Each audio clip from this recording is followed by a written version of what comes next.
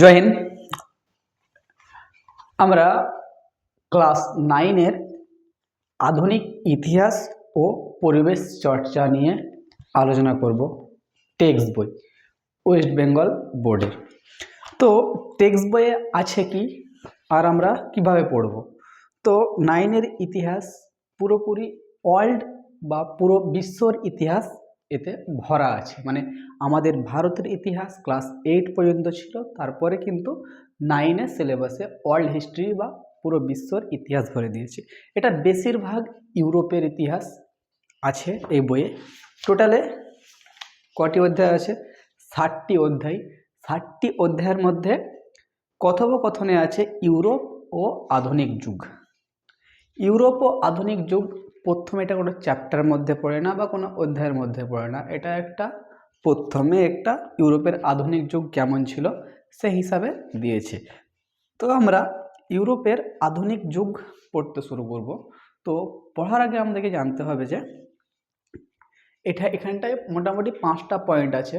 5টা পয়েন্টের মধ্যে প্রথমে বলছে যে ইউরোপ কি বলছে, ইউরোপ সামাজিক রাজনৈতিক বিবর্তন বা আমরা পরিবর্তনও বলতে পারি। তাহলে যেমন হচ্ছে এতে কিছু কিছু পয়েন্ট আছে, পুরো একটা পয়েন্ট এখানটায় আমি ছোট্ট ছোট্ট করে পয়েন্টগুলো তুলেছি এবং একটা বড় জটিল একটা টপিককে ছোট্ট করে আমরা বুঝে নেব, তাহলে আমরা বই পড়তে আমাদের বেশি সুবিধাজনক হবে। যেমন আমরা দেখেছি এখানটায় প্রথম টপিকে দিয়েছি যে রাষ্ট্রীয় ও ধর্মীয় প্রতিষ্ঠানের দ্বন্দ্ব।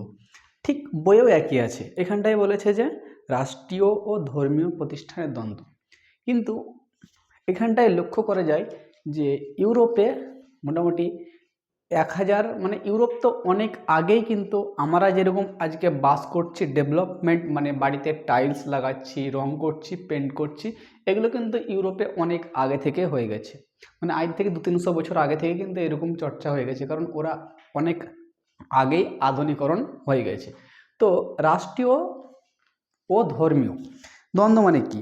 মধ্যযুগে ইউরোপে অনেক বড় তো একটা ইউরোপ একটা কি মহাদেশ, একটা দেশের তো কথা নয়, পুরো দেশগুলো কিন্তু মানে ওরা খ্রিস্টান ছিল।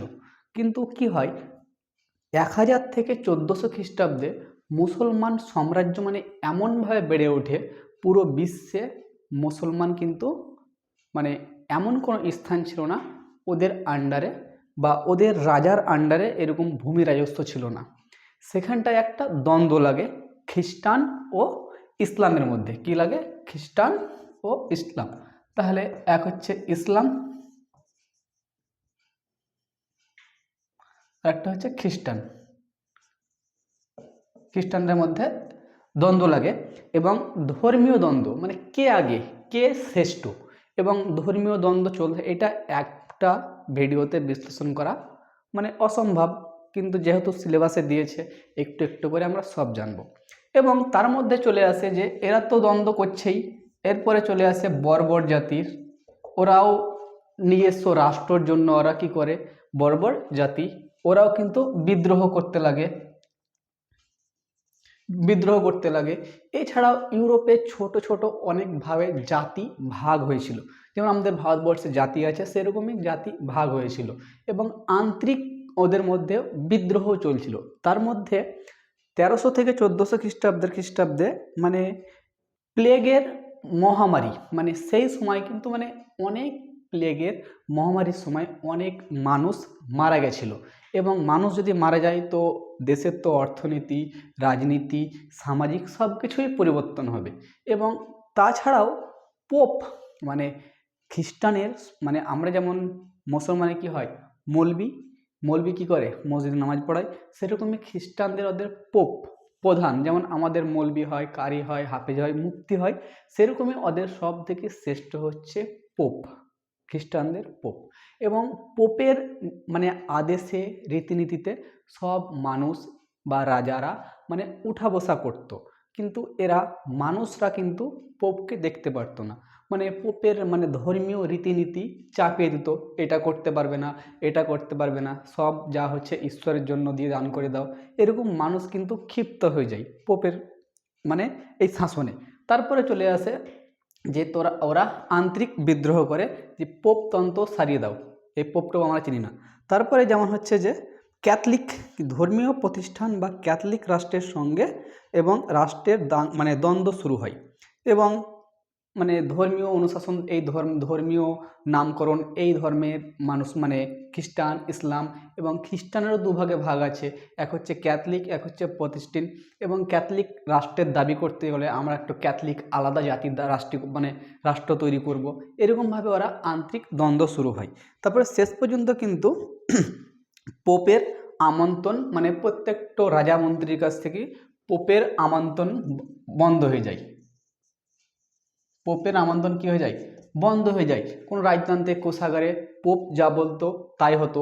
পোপ যদি বলতো এই জমিটা মানে জমিদাররা থেকে এই বর্বর জাতিরা চাষ করবে, তো ওদেরকে দেওয়া হতো। মানে পোপের রীতিনীতিতে পুরো ইউরোপ কিন্তু মানে রাজার মতে চালাতো। তারপরে এই সংকট হয়ে কিন্তু এইসব পোপতন্ত্র বাদ দিয়ে দেয়, রাষ্ট্রের রাজনীতি ও চর্চার প্রভাব মুক্তি হয়। মানে যেমন আমরা যদি এখন যেমন হচ্ছে কাউন্সিলর যদি মৌলবীর কথা শুনে যদি ওঠা বসা করে, তাহলে দেশ কেমনই চলবে বা শহর কীরকমভাবে চলবে। তো সেরকম ওইখানটায় রাজা পোপের কথা রীতিমতো করে চলতো, সেরকমভাবে ওরা ওইখানকার মানুষরা কিন্তু অশান্তি মানে এমনভাবে অশান্তি হয়েছিল যে ওটা বলে বোঝানো মুশকিল, এবং সেই নিয়ে ওরা পোপকে তাড়িয়ে দেয়, মানে আমরা পোপের কথা শুনবো না। তারপরে চলে আসে যে তাই সার্বভৌমত্বর এবং রাষ্ট্রশক্তির পক্ষে ধর্মীয় প্রতিষ্ঠানের নির্দেশ চলা অসম্ভব হয়ে যায়। যেমন আমরা যেরকম জলসা করছি যেখানে সেখানে, কিন্তু সেই টাইমে পোপের কথাবার্তা বলা যেখানে সেখানে অনুষ্ঠান করা কিন্তু একবারে কিন্তু বন্ধ হয়ে যায়। তারপরে এটাই রাষ্ট্রীয় ধর্মীয় প্রতিষ্ঠানের মূল কারণ ছিল, এবং এই দ্বন্দ্বে রাষ্ট্রের জায়েত এবং ভিতরে আধুনিক ইউরোপ বেরিয়ে আসে। এবং এই সমস্ত যেমন খ্রিস্টান, ইসলামের ধর্ম, বর্বর জাতির ধর্ম, রাজার ধর্ম মানে রাজার মানে আমন্ত্রণ, পোপের আমন্ত্রণকে বাধা দেয়, এবং সব মানুষরা মানে যে সমস্ত ইউরোপের মানুষ ছিল স্বাধীনভাবে চলাফেরা করতে পারে, নিজের রীতিনীতি মানে মানিয়ে নিতে পারে, সেরকমভাবে কি হয়, এটা আন্তরিক রাষ্ট্রীয় ও ধর্মীয় প্রতিষ্ঠান একটি দ্বন্দ্ব চালু হয়। তো বুঝতে পারলাম এটা। তারপরে নেক্সট টপিকে আছে রোমান সাম্রাজ্যের পোপতন্ত্র। নেক্সট টপিকে আছে রোমান সাম্রাজ্যের বামন পোপতন্ত্র। এটা কি? যে রোমানে ইটালির, এটা হচ্ছে একটা ইতালি শহর মনে করো একটা, এরকম ইতালি দেখতে, এরকম ইতালির এখানটা একটা ছোট্ট শহর আছে, তাকে বলি আমরা ভাটিকান সিটি। ইটালি কিন্তু অনেক তখনকার দিনে অনেক মানে দার্শনিক বুদ্ধিমান ব্যক্তি ইটালিতে জন্মগ্রহণ করেছে। ইটালি হচ্ছে একটি মানে বড় মানে জ্ঞান ভাণ্ডার বলবো আমরা ওকে। ওইখান থেকে অনেক জ্ঞানী জ্ঞানী ব্যক্তি দিয়েছে, এবং ইটালির মানুষরা এত জাগরুক হয়ে গেছিলো যে পোপতন্ত্র থেকে পোপ তো ডিসিশন চালাচ্ছে, পোপকে সাইড করে দেয়। পোপকে সাইড করে দিলে একটা ভাটিকান সিটি বলে একটা জায়গা, মানে ওই ইটালির ভিতরে একটা ছোট্ট একটা দেশ করে দিলে, যাও তোমরা যাও নিজের সামান গোটাই দেশ তৈরি করো গা, নিজে নিজে নির্দেশ চালু করো গা। এখানকে বলবো আমরা Vatican city, Vatican city, Vatican city. তাহলে ভাটিকান সিটি বানিয়ে দেয়, এবং সেখানকার পোপ যে প্রধান পোপ সে ভাটিকান সিটি মানে আদেশ দেয়, এবং প্রধান পোপকে বলা হয় যে যীশু খ্রিস্টাব্দের আশীর্বাদ দাতা, মানে যীশু খ্রিস্টাব তাকে আশীর্বাদ দেবে, এবং সেই আশীর্বাদ সকল মানুষকে দিয়ে দিবে। সব 4 কুইন্টাল করে মানে 1 বিঘাতে 10 কুইন্টাল করে ধান হয়, 12 কুইন্টাল করে গম হয়, বাড়ি বাড়ি টাকা এরকম করে ওরা আশীর্বাদ দেয়, এরকম মনে করো। তারপরে কিন্তু যিশু এবং রোমান সাম্রাজ্য একটি মানে ওরা এই পোপকে আলাদা করে দেয়। আলাদা করে দেওয়ার কারণে রাজনৈতিক, সামাজিক, সাংস্কৃতিক মানে নিজের মানে জীবনযাপন বেছে নেয়, ছিঁড়া প্যান্ট পরতে শুরু করে, হাত মানে পোপ টোপ পরে খ্রিস্টান ধর্ম মানে ওদের আমাদের যেরকম শুক্রবার মানে মুসলমানের মধ্যে শুক্রবার যেমন মসজিদে নামাজ পড়তে যায়, সেরকম ওরা মানে রবিবারকে বেশি মানে প্রাধান্য দেয়। মুসলমান যেরকম শুক্রবারকে প্রাধান্য দেয়, সেরকমই খ্রিস্টানরা রবিবারকে প্রাধান্য দেয়। এরকমভাবে রীতিনীতি ওরা চলতে থাকে রোমান সাম্রাজ্যে, পোপতন্ত্র। তারপরে চলে আসে যে আধুনিক ইউরোপ। কি চলে আসে? আধুনিক ইউরোপ ওই সব রীতিনীতি ওরা সব ছেড়ে দেয়, নতুন নিয়ম ওরা নতুন কিছু পালন করতে লাগে, ছেঁড়া প্যান্ট পরতে লাগে, পোপকে আলাদা করে দিলে, পোপের কথা বাদ দিলে, স্বাধীনভাবে চলাফেরা করতে পারলে মানে নিজের মতন ইচ্ছা মতন বাড়ি করছে, নিজের রাস্তা যেরকমভাবে চওড়া করছে, ওরা রাজনৈতিক এবং সামাজিক ডেভেলপমেন্টের কাজ শুরু করে, মানে ধর্মীয় ছাড়া। তারপরে চলে আধুনিক ইউরোপ।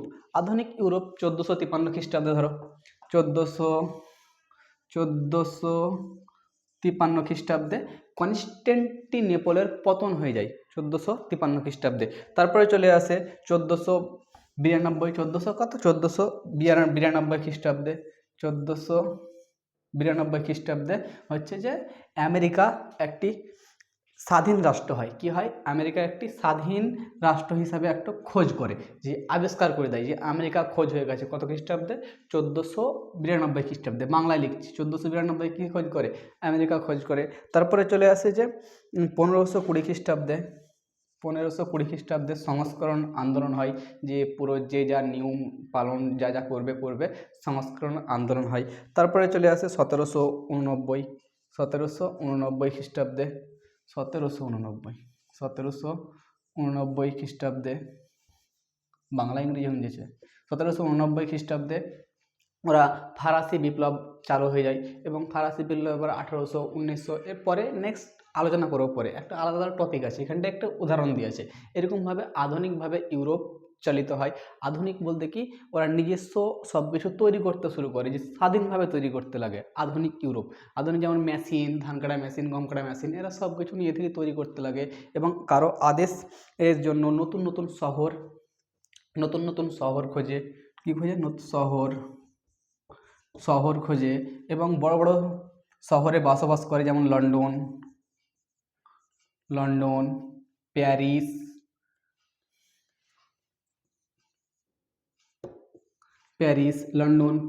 এরকম বড় বড় শহরগুলো ওরা স্থাপন করতে শুরু করে।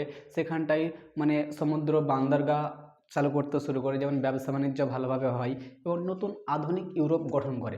তারপরে চলে আসে হচ্ছে পশ্চিমা ইউরোপের সামন্ততন্ত্র। পশ্চিমা ইউরোপের সামন্ততন্ত্রের একটা সংকট হয়, কারণ রাজাদের আন্ডারে বা জমিদারের আন্ডারে অনেক লোক কাজ করতো, মানে তারা কিন্তু এক সময় এলো যে ওদের কাজ ছেড়ে দেওয়ার নিশ্চয়ই কোনো একটা কারণ থাকবে, কাজ ছেড়ে দিল। সামন্ততন্ত্র মানে বলতে বোঝায় সামাজিক, রাজনৈতিক এবং প্রশাসনিক এবং রীতিনীতিকে ত্যাগ করে নতুন কিছুকে গ্রহণ করছে। তো সেখানকার মানে মানুষরা তাকে মানে এই যুগকে বলা হয় যে পশ্চিমা ইউরোপের সামন্ততন্ত্রের সংকটকে বলা হয় যে ইউরোপের ধ্রুপদী যুগ। কি বলা হয়? ইউরোপের ধ্রুপদী যুগ। প্রায় 8টি ধাপ আছে। কয়টি ধাপ আছে? প্রথমত বলে যে সামন্ত প্রভু কৃষকদের মধ্যে সংঘাত। যারা সামন্ত ছিল, তো সামন্ত মানে হচ্ছে জমিদারদের সঙ্গে হচ্ছে কৃষকদের সংঘাত হয়, এবং জমিদাররা কৃষকদেরকে জোর জবরদস্তি চাষ করাতো, ওরা কিন্তু পুরো চাষ বন্ধ করে দেয়, আমরা চাষ করবো না।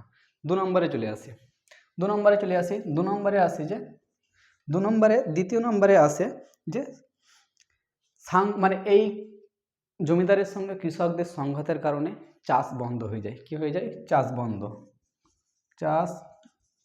হয়ে যায়। চাষ যখন বন্ধ হয়ে যাবে তখন 3 নম্বরে কি হয়? ফসল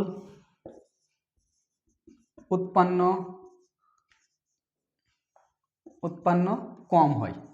ফসল উৎপন্ন কম হওয়ার কারণে 4 নম্বরে কি হয়? মানে মানুষের খাবারের মানে যতটা দরকার ততটা প্রয়োজন মেটাতে পারে না। তাহলে প্রয়োজন মেটাতে পারে না। প্রয়োজন মেটাতে না পারার কারণে কি হয়? যে মানুষ মৃত্যুর দিকে চলে যায়, এবং কি হয় এখানে আরেকটা সংঘাত হয়। সেই টাইমে একটা 5 নম্বর পয়েন্টে আসে যে ব্ল্যাক ডেথ মানে বহু মানুষ মারা গেছিল। বহু মানুষ মারা যাওয়ার কারণে ব্ল্যাক ডেথের কারণে কি হয়? যে বহু মানুষ মারা গেছিল। বহু মানুষ মারা যাওয়ার কারণে 6 নম্বরে আসে বহু মানে যে শ্রমিকরা যারা কাজ করছিল তাদের কি হয়? যে আয় বৃদ্ধি হয়ে যায়। কি হয়? আয় বৃদ্ধি হয়ে যায়। আয় বৃদ্ধি হয়ে যাওয়ার কারণে কিন্তু যে কটা শ্রমিক ছিল অনেক ব্ল্যাক ডেথের কারণে মারা গেছিল। মারা যাওয়ার পর যে শ্রমিকরা ছিল সেই শ্রমিকদের আয় মানে যে মজুরি ছিল বৃদ্ধি হয়ে যায়। বৃদ্ধি হয়ে যাওয়ার কারণে কিন্তু অতটা চাষ করা অসম্ভব হয়ে ওঠে। তারপরে যারা কিন্তু বের হলো তারা কিন্তু চাষ করতে অনিচ্ছুক হয়ে যায়। তারা শহরের হাওয়া পেয়ে যায় ওদের কি হয় শহরের, কারণ শহর তো আগে খোঁজ করে নিয়েছিল, শহর তৈরি হয়ে গেছিল, বান্দরগাঁও তৈরি হয়ে গেছিল, তারা কিন্তু শহরের দিকে যেতে শুরু করে। কারণ সেই সময় যারা শহর যাচ্ছিল, শহরে গিয়ে ব্যবসা বাণিজ্য করছিল, তারাই কিন্তু টাকাওয়ালা পয়সাওয়ালা ব্যবসায়িক হয়ে যাচ্ছিল, তাদেরকে শহরের হাওয়া লেগে গেছিলো, তারা সবাই শহরে চলে যাচ্ছিল। এরকমভাবে সামন্তিক প্রথার কি হয়, সামন্ততন্ত্রের সংকট চালু হয় এবং তাকে মানে ধ্রুপদী যুগ বলা হয়। কি বলা হয়? ধ্রুপদী যুগ বলা হয়। এরপরে হচ্ছে ভূমিদাস প্রথার বিলোপ। ভূমিদাস প্রথার বিলোপ। তাহলে ভূমিদাস প্রথার বিলোপ এর মানে কি? ভূমিদাস মানে যে রাজার আন্ডারে বা জমিদারের আন্ডারে কিছু কৃষক চাষ করত এবং তাদেরকে মানে জ্বর হোক, বৃষ্টি হোক বা ঝড় হোক, ওদের বাড়িতে হাজির হতে হতো এবং ওদের জমি জবরদস্তি এই কৃষকদেরকে চাষ করতে হতো। কারণ চাষ না করলে পরে কিন্তু ওদেরকে কিন্তু মারপিট এরকম মানে প্রচুর মারতো, নিয়মকানুন কিছু ছিল। এবং সেই কারণে কি হয় যে রাশিয়া রাজাকে জার বলে, ও কিন্তু ভূমিদাস প্রথার বিলোপ করে দেয়। বিলোপ করে দেওয়ার কারণে শ্রমিকদের একটা কি হয়, পাওয়ার হয়ে যায়। ওরা এই ভূমিদাস প্রথাকে বিলোপ করা অনেক খুশি হয়, নিজের ব্যবসা শুরু করে, কেউ কোনো কিছু কেনাকাটা করে, শ্রমিক খাটে, এরকমভাবে জবরদস্তি কেউ কাজ করাতে পারছিল না। বইয়ে কি বলছে দেখছি, বলছে যে এবং চতুর্থ থেকে পঞ্চদশ শতকে শহরমুখী জীবন ওরা বেছে নেয়, ম্যানার হাউস ত্যাগ করে, মানে যেখানে বসবাস করছিল তার সেখানটায় ত্যাগ করছিল।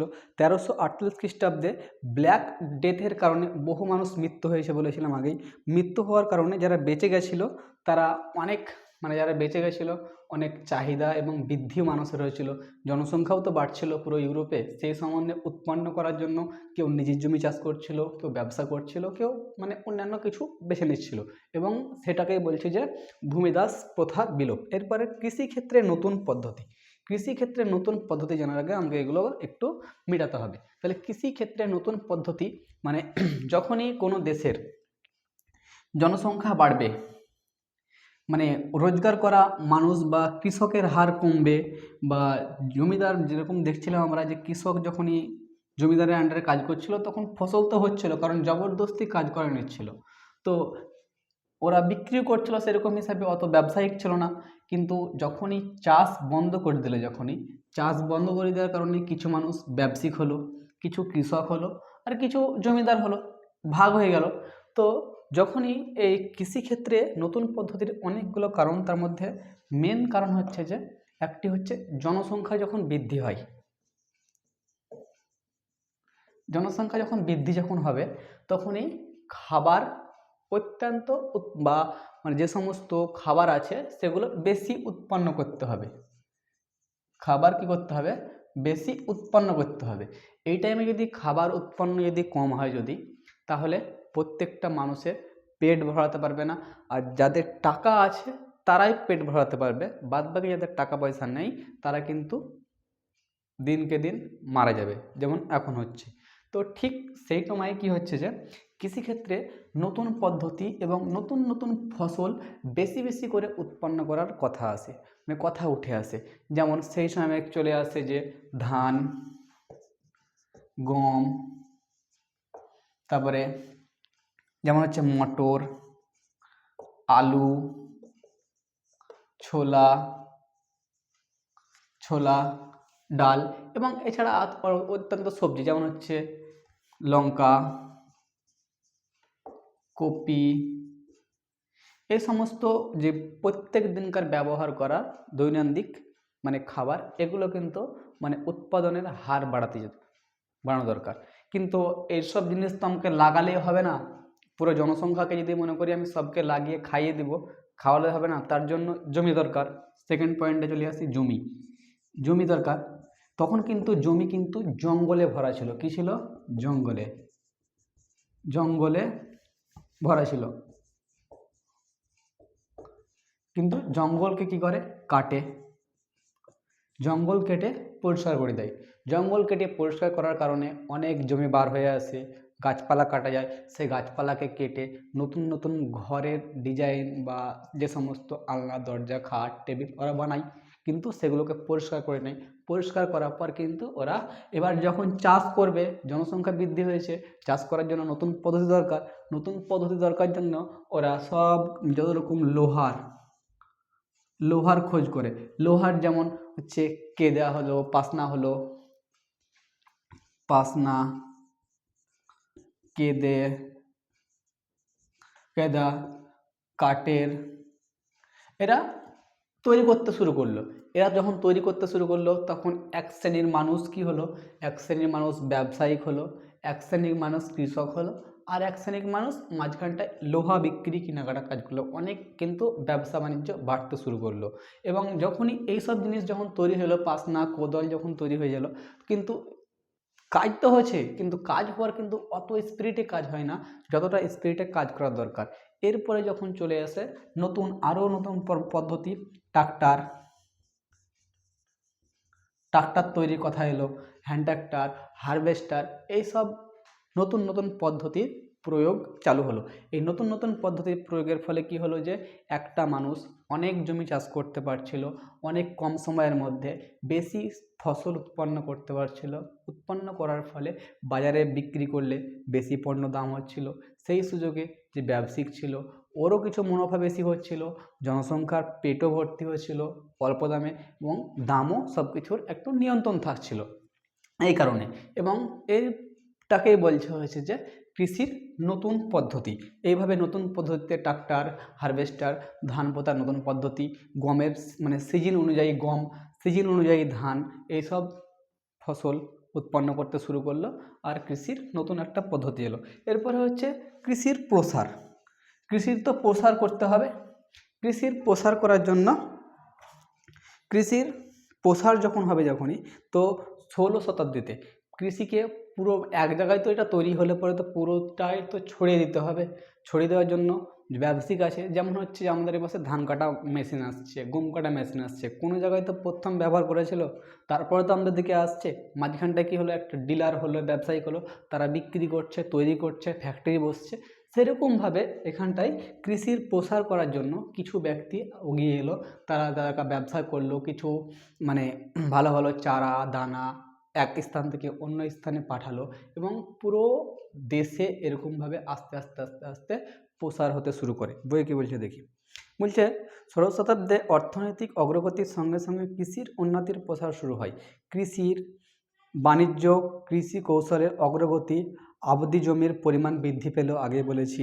এবং মূল কারণ হচ্ছে কৃষির প্রসারণের ফলে ইংল্যান্ডের টিউডর ও আবাদি জমির পরিমাণ বৃদ্ধি হয়। কৃষকদের মূল কারণ হলো যে কৃষির ইতিহাসের ফলে যে ইংল্যান্ডের টিউডর ও স্টুয়ার্ট যুগের কৃষির উন্নতি বা কৃষি পণ্যে বাজরা, নতুন নতুন কৃষি আইন বৃদ্ধি হয়। জার্মানিতে হচ্ছে থুরিয়াঞ্জিয়ার বিদ্রোহ হয়, ফ্রান্সে জ্যাকো ইয়ার বিদ্রোহ হয়, ইংল্যান্ডে ওয়াট টায়ালের বিদ্রোহ হয়। কৃষি বিপ্লবের ও কৃষি প্রসারণের পরোক্ষভাবে এই সাহায্য করেছিল। যেমন এরপরে চলে আসি যে খাদ্য ও চাহিদা। খাদ্য ও চাহিদা কী? তাহলে খাদ্য চাহিদার জন্য আমাকে এটা মেটাতে হবে প্রথমে। তো খাদ্য ও চাহিদা মেটার জন্য আমাকে কি করতে হবে প্রথমে? আমি তো সব কিছু বলে দিলাম, এরপরে কিন্তু একটু শুধু টপিক থাকলো খাদ্য ও চাহিদা। তো খাদ্য ও চাহিদা কি কি বলছে? যুগের পরিবর্তনের সঙ্গে মানুষের চাহিদাও বদলায়। যুগ যখন পরিবর্তন হয় মানুষের চাহিদা বদলায়। যেমন আজ থেকে যদি বলা হয় 50 বছর আগে মানুষ খুদি খেত, খুদি খাওয়ার পর মোটা চাল এলো, মোটা চালের পর এখন সরু সরু চাল চলে এসছে, মিনিকেট। তাহলে যুগের পরিবর্তনের সঙ্গে কী হলো, সব কিছু পরিবর্তন হচ্ছে। তাহলে সেই পরিবর্তনের জন্য এবং বৃদ্ধি পেল, যেমন হচ্ছে চাল, গম, তারপরে চাল, গম, যব, বাজরা, আলু এবং ফল, যে সমস্ত ফল, ঠান্ডার ফল, গরমের ফল, আমি একবারে ফল লিখে দিলাম। এই সমস্ত ফল এবং চাহিদা বৃদ্ধি পাওয়ার কারণে অনেক চাহিদা বৃদ্ধি পায়। চাহিদা মেটার জন্য বেশি ফসল উৎপন্ন করতে হবে, উৎপন্ন করার পর এগুলোকে বাজারে বিক্রি করতে হবে, বুঝতে পারলাম। কিন্তু এখানটায় 1 নম্বরে বলছে যে Europe, Spain, Portugal, France, England, Switzerland বিপুল জনসংখ্যা কিন্তু বৃদ্ধি পায়। যেখানে জনসংখ্যা বৃদ্ধি পাবে সেখানটায় টাকা পয়সা অসুবিধা হবে, অসুবিধা হলে পরে খাবারের অসুবিধা হবে। আর যেখানে জনসংখ্যা কম হলে পরে টাকা পয়সা বেশি ইনকাম হবে এবং খাবারও কম লাগবে, বুঝতে পারলাম। এবং 2, নতুন নতুন জলপথ আবিষ্কারের নগরের এবং সংখ্যা বৃদ্ধি, যেমন হচ্ছে ইংল্যান্ড, ইটালি, নেদারল্যান্ড 5 গুণ বেশি শিল্প উদ্যান হয়। তাহলে যেমন হচ্ছে পর্তুগাল, ওরা এই সমস্ত জিনিস দেখে নিয়ে ওরা কী করতে লাগলো, অন্যান্য উপনিবেশিক খুঁজতে লাগলো। উপনিবেশিক খোঁজার পর সেখানটায় চাষ করাতে লাগলো, সেখানে চাষ করার পর যেখানটায় বাজারে বিক্রি করে মুনাফা নিয়ে ওরা পর্তুগালে চলে যাচ্ছিল। এরকমভাবে কিন্তু ব্যবসা শুরু হলো এবং এরকমভাবে প্রতিষ্ঠা হয় প্রত্যেকটা ব্যবসায়িক। এবং 4 হচ্ছে ইউরোপের বিভিন্ন বাণিজ্য উন্নতির কারণে ইংল্যান্ড, পশ্চিম উত্তর ইউরোপ এবং মদ হচ্ছে পর্তুগালের যেমন হচ্ছে মদ, ইংল্যান্ডে হাঙ্গেরি তামা, ভেনিসের আয়রন এবং শৌখিন দ্রব্য জার্মানিতেও এবং ফ্রান্সেও যেত। তারপরে যেমন এরপরে নেক্সট টপিক চলে আসে যে হচ্ছে নতুন ব্যবসায়ী সম্পাদন, নতুন ব্যবসায়িক এইসব কারণে নতুন নতুন ব্যবসায়িক শুরু হয়। যেমন হচ্ছে ফলের ব্যবসায়িক আলাদা হয়, ধানের ব্যবসায়িক আলাদা হয়, চালের আলাদা, ফলের আলাদা, এই নতুন নতুন ব্যবসায়িক এবং আলাদা হয়। এবং এর জন্য একটি বিল আসে, হুন্ড বিল, সেখানটায় এবং রাজার কাছ থেকে একটা বিল পাস হয়। বিল পাস হওয়ার পর এরকমভাবে নতুন অনেক অনেক কোম্পানি তৈরি হয়। 1600 খ্রিস্টাব্দে ইস্ট ইন্ডিয়া কোম্পানি তৈরি হয়, ইস্ট ইন্ডিয়া কোম্পানি তৈরি হয়। এরকমভাবে ওরা পুরো বিশ্বকে বাণিজ্য করতে শুরু করে। তাহলে এতদূর পর্যন্ত এখানটাই প্রথম টপিক কমপ্লিট হলো। কি টপিক ছিল প্রথম টপিক? প্রথম টপিক ছিল যে আধুনিক ইউরোপ, মানে ইউরোপের ও আধুনিক যুগ। তার মধ্যে চলে এলো ইউরোপের সামাজিক ও রাজনৈতিক পরিবর্তন। পুরো টপিকটা আমরা বুঝতে পারলাম। জয় হিন্দ। এরপরে নেক্সট ক্লাসে দেখা হবে।